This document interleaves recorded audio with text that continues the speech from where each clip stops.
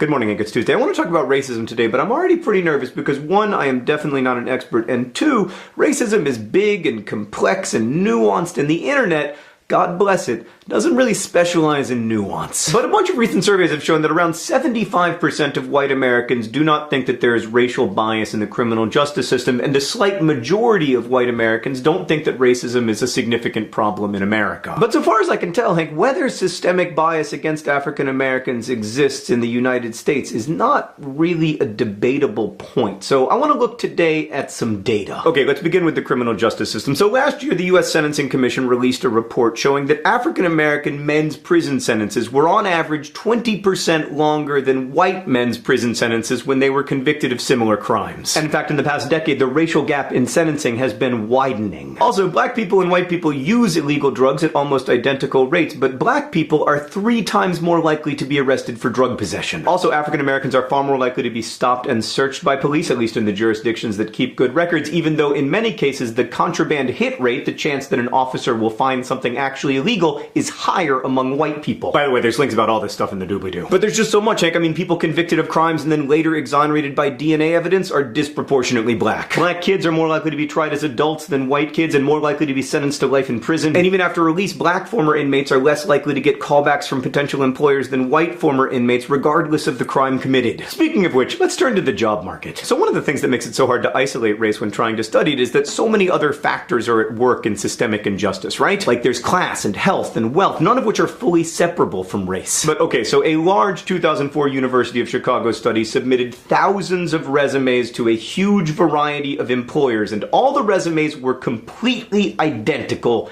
except for the applicant's name. It could be Emily or Brendan or Lakeisha or Jamal, and Lakeisha and Jamal got 50% fewer callbacks than Emily and Brendan, despite having literally identical resumes. Hank, I'm pretty sure that's about race. In fact, studies consistently show racial bias in employment and hiring in the US and also around the world, but I only have 4 minutes, so links in the doobly-doo. In education, again, the evidence of systemic bias is pretty overwhelming. For instance, among American high schools with mostly black and Latino students, only 74% offer Algebra 2 as a class, just 66% offer chemistry. The percentages for mostly white schools are much higher. When it comes to healthcare, you could write a book about racial bias, and in fact people have, but I'll just quote from an American College of Physicians report from 2010. Overwhelming evidence shows that racial and ethnic minorities are prone to poorer quality healthcare than white Americans, even when factors such as insurance status are controlled. And as the report points out, by some measures, including life expectancy, which is really the ultimate measure, the disparity has been increasing for decades. Now, I want to be clear that most of this research establishes correlations, which isn't the same thing as causation. Like, certainly the tremendous economic inequality right now in the United States is a factor in racial disparities. But then, of course, race also factors into class and economic status. Like, for instance, much of the racial wealth disparity in the US is due to inheritance. White people are far more likely to inherit money and land than black people are. And that's due in large part to the fact that for almost all of American history, it was basically impossible for African Americans to accrue wealth. Now, Hank, I'm obviously just scratching the surface here, but to deny the existence of systemic racism is to deny a huge body of evidence indicating that racial bias affects almost every facet of American life. Hank, the last thing I want to say is that while I think statistics and data are really important, I also think it's important to listen to the voices of people who have been affected by racism. Data is cold in a way that humans are not, and to really understand these statistics and their impact on the real lives of real people, we need to find ways to listen to those people. Hank, I've put together a playlist and some links in the doobly-doo as a start. Hank, I'll see you on Friday.